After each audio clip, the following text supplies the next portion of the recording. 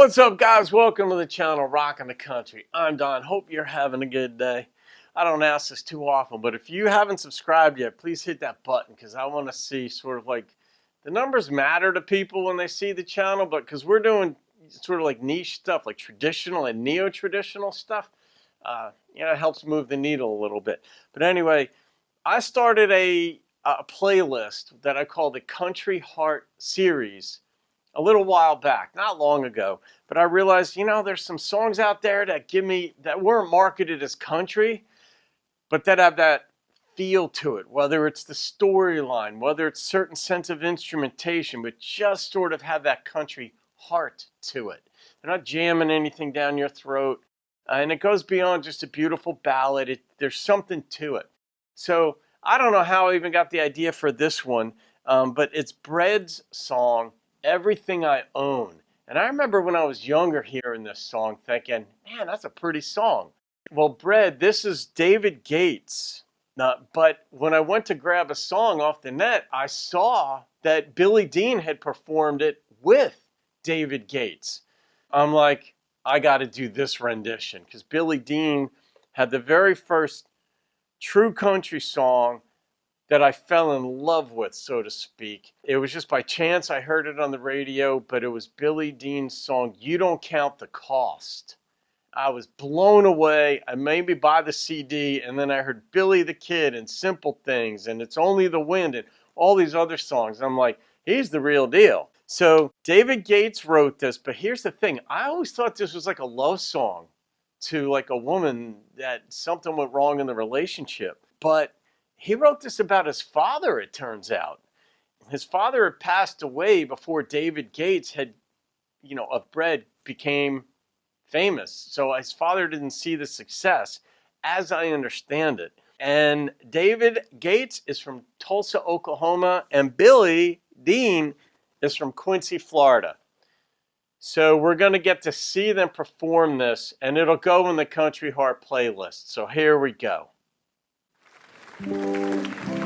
This song I'm going to play for you probably provided the most difficult lyric challenge I ever had. I wanted to write a song in memory of my father, who had passed away several years before, and yet I didn't want the lyric to mean quite the same thing, to everybody listening on the radio. So I thought, let me just come up with something that's kind of like a good love song, a romantic song, but have this extra meaning for me that I wanted to write for my dad, because he was a super guy and got me started in music. And when you listen, the meaning is quite different than you may have originally thought. So we'll see what you think. It's so recognizable, that riff. You sheltered me from harm, kept me warm. You gave my life to me, set me free. Set me free. The finest years I ever knew were all the years I had with you. And I would give anything I own. I'd give up my life, my heart, my home. Yes, I would give everything just to have you back again. I can't imagine. You taught me how to love, what it's all, what it's all.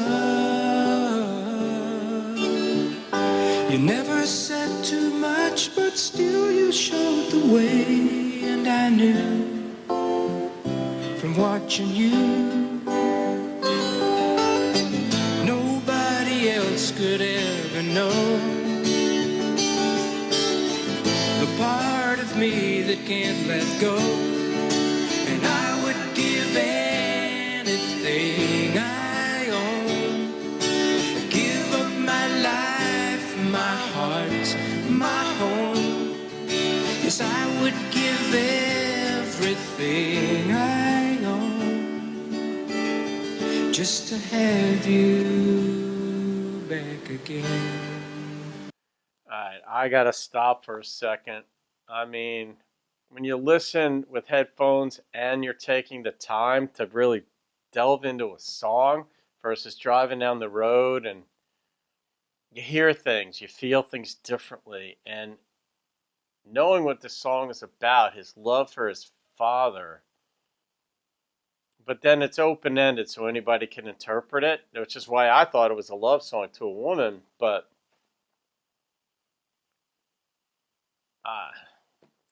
what do you say? Is there someone you know, you're loving them so, but taking them all for granted?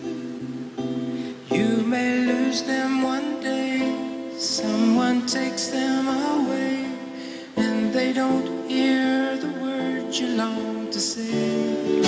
Well, I would give anything I own, give up my life, my heart, my home. Yes, I would give anything I own just to have you back again, just to touch you once again.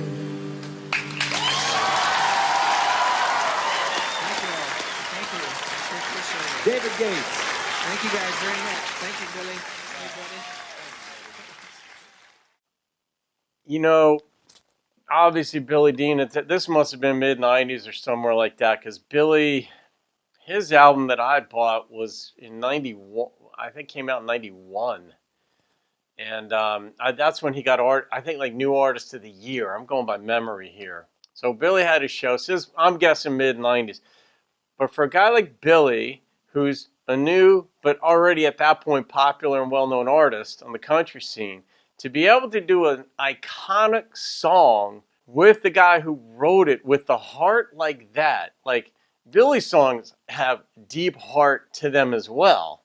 So I know Billy connected with the song on some level, but I can't imagine for David Gates or anybody to have achieved a certain goal in life and not be able to show your father and have him be proud for you. I watch, every year they do the almost every year. Now with COVID, the March Madness thing for next year will be in jeopardy. It got canceled this year. Basketball, the NCAA basketball tournament. And there's always a human interest story that's like somebody's parent or grandparent recently died and they didn't get to see it.